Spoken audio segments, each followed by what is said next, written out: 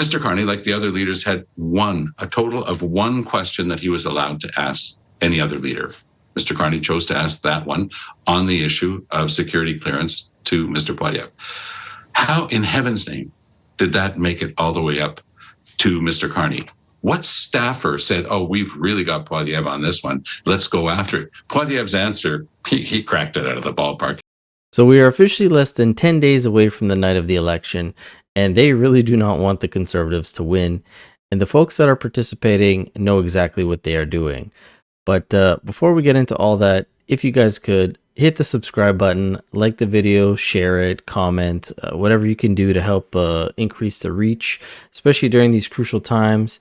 We're going to be touching upon the fallout from the English debates, what's happened in the past 24 hours or so, especially with the media.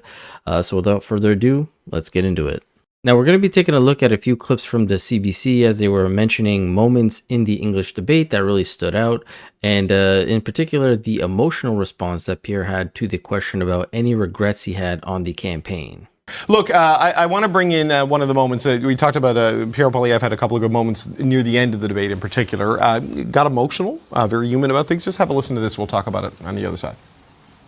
I had a rule that at all my rallies, even when they're really big, I would stand in front of a flag and greet every single person and hear their stories and learn their struggles.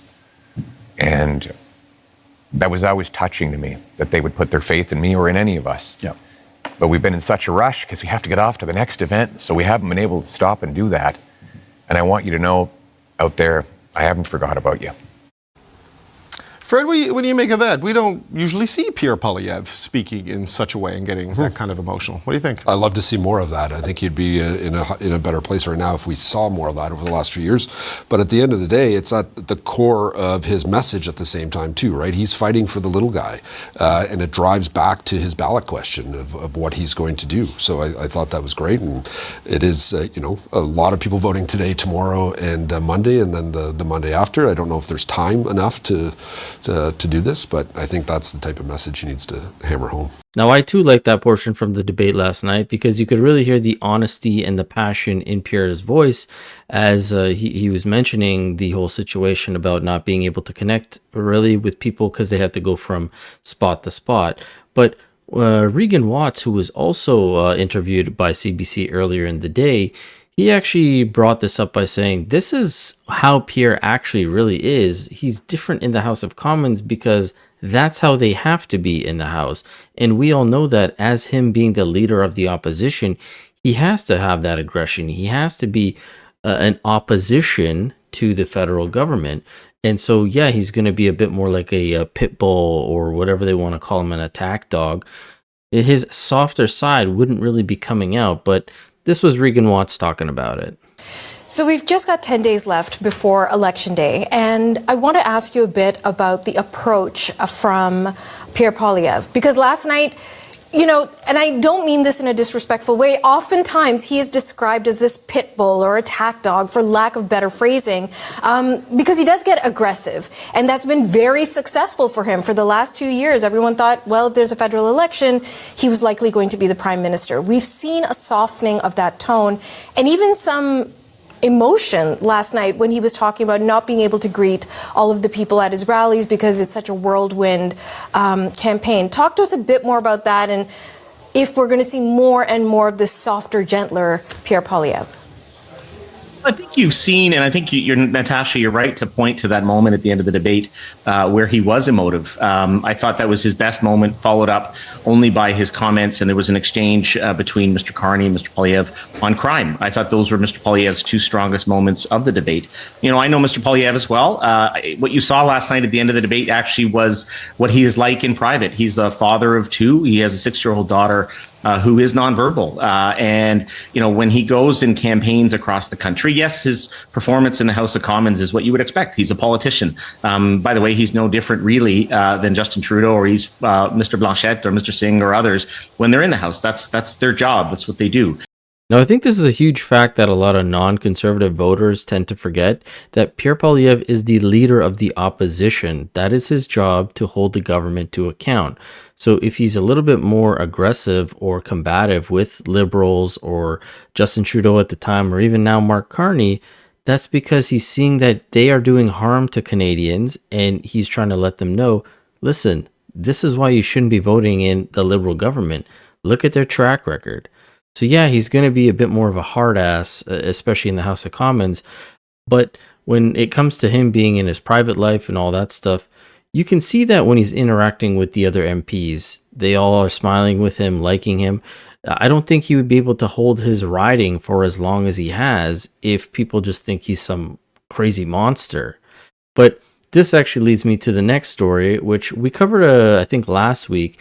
And this is the whole ballot manipulation that certain people are doing, where there are 91 candidates in Carleton, Pierre Poilievre's riding.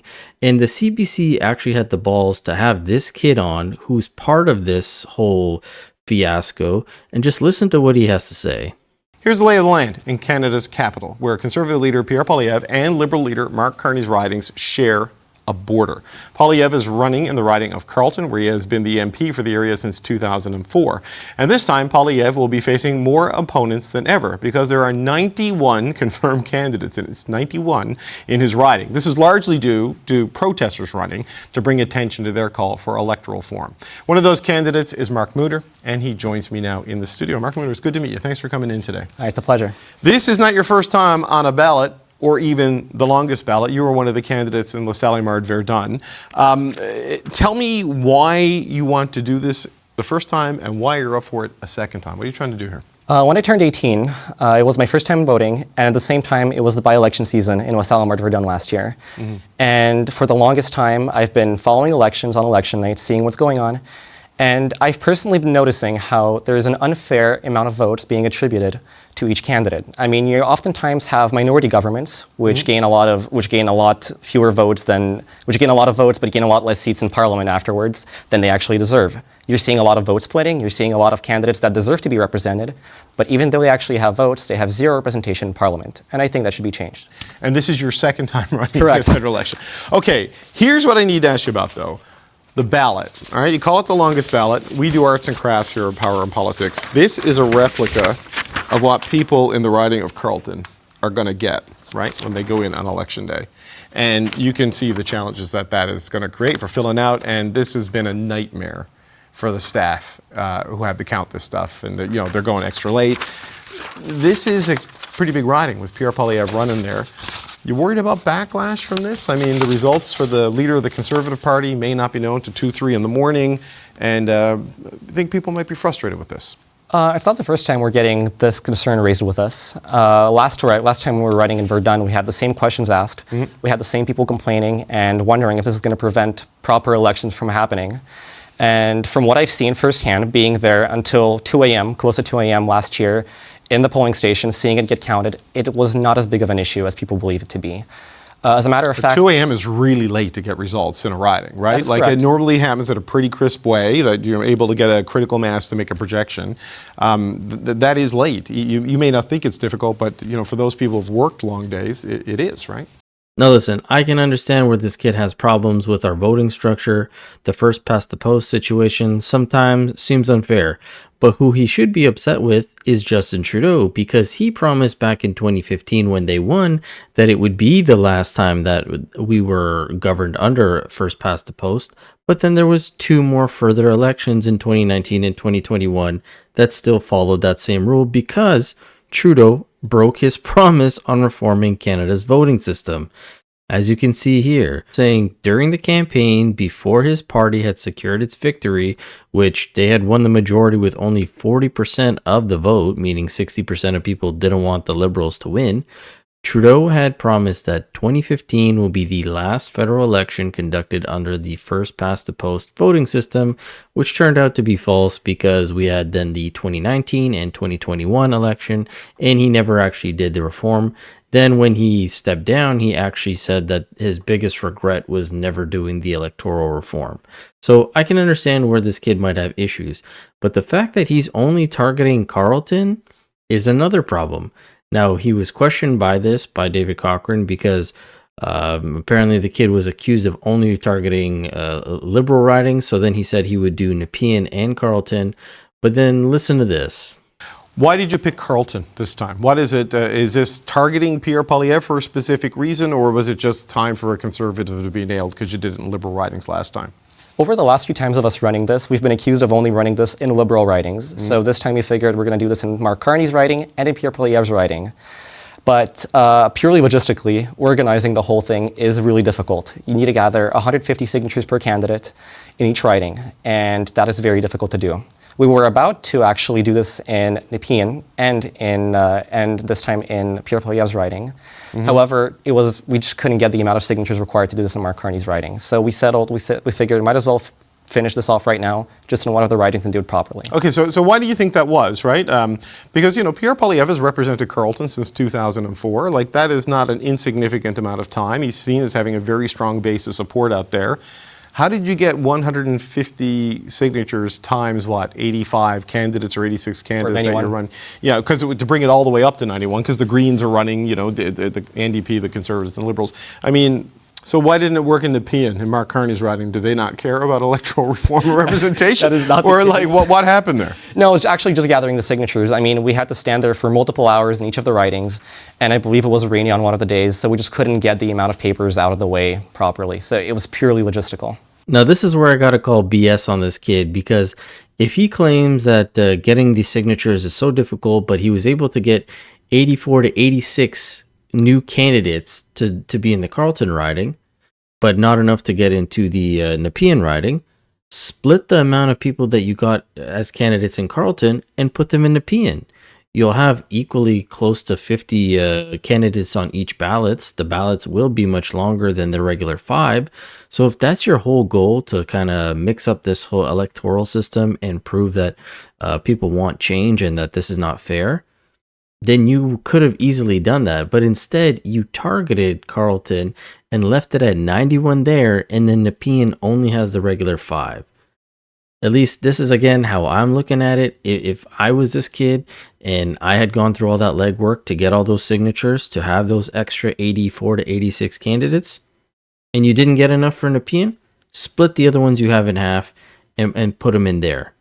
That's what would make sense to me. But as I mentioned at the beginning of the video, these are a bunch of bad actors, and they are trying to keep the Conservatives from winning.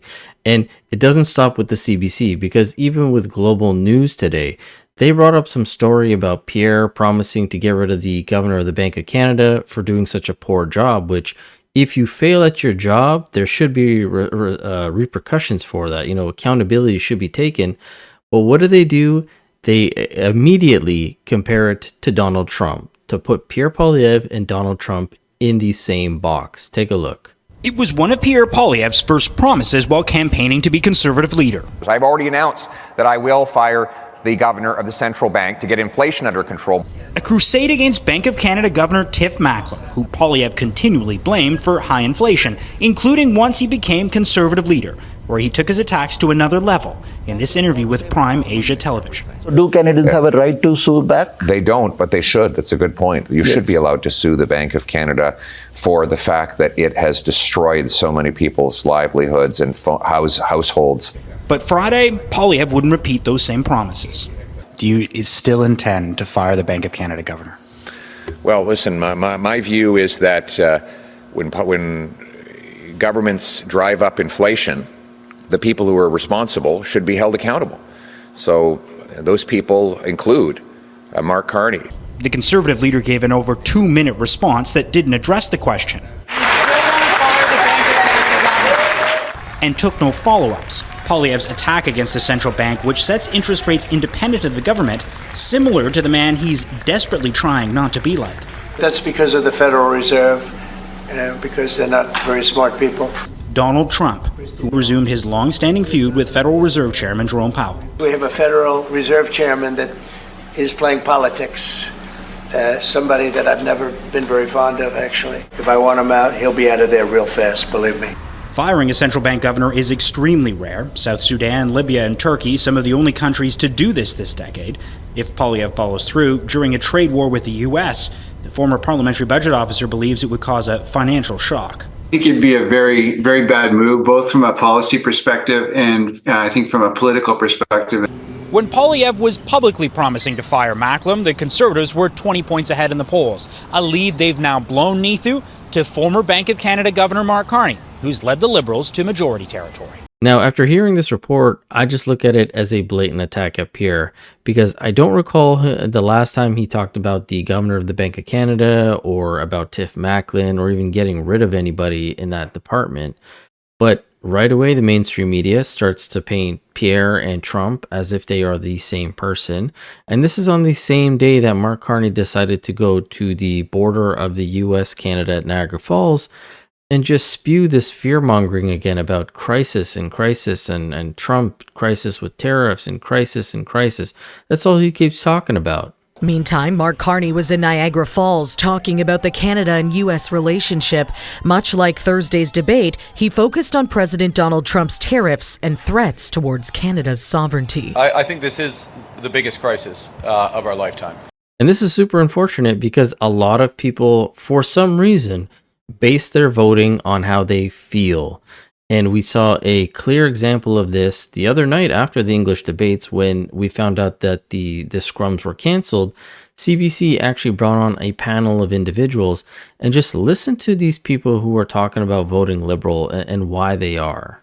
And I want to start with your reaction to the debate. And I'd really like to start with you in Brampton, Chris, because when we met a few weeks ago, you were really torn about how to vote. You know, you said you were 50-50 when you were watching this debate. Did anything sway you? I'm going to say it swayed me towards Liberal. He was very well spoken, and he never, ever interrupted where everyone else did. That's annoying. That's it. It was his demeanor. That's it. Okay. So this guy was 50-50, but because Mark Carney didn't interrupt anybody during the debate, which Pierre didn't really do either. He just kind of said, not true, not true. But because Mark Carney, I guess, didn't say anything, he's now going to be voting Liberal. Very weird. But then when they ask him, what exactly is it? Did you get all the answers that you wanted from the candidates? He says, yeah, I got everything. Except, you know, the Liberals didn't really answer this, and that, but he's still going to vote for them. How does this make sense? Okay. Chris, I think of you when we talked, because you're an auto worker, right? You have a ton of concerns. And I know you said you were, you know, soothed by the tone of what you saw, but what didn't you hear tonight that you were hoping to hear? I think I heard everything I wanted to hear. The Liberal Party didn't answer every question properly, I guess. Pierre Poilievre was going on about change. I think people have heard that so much. And I honestly think people want that. I want that too. But I don't think he's the right person. I think Carney's very smart. I think he said the right things. I think he didn't speak not because he didn't have answers. I think he didn't speak because I think he was almost judging everybody else on their answers that everybody else wants to hear. So this guy is in one of the more vulnerable jobs currently, the auto sector, and agrees with Pierre that change is required, but is not going to vote for Pierre. He's going to vote for Carney, even though that wouldn't be a change because the Liberal government is the exact same. Okay, makes a lot of sense there.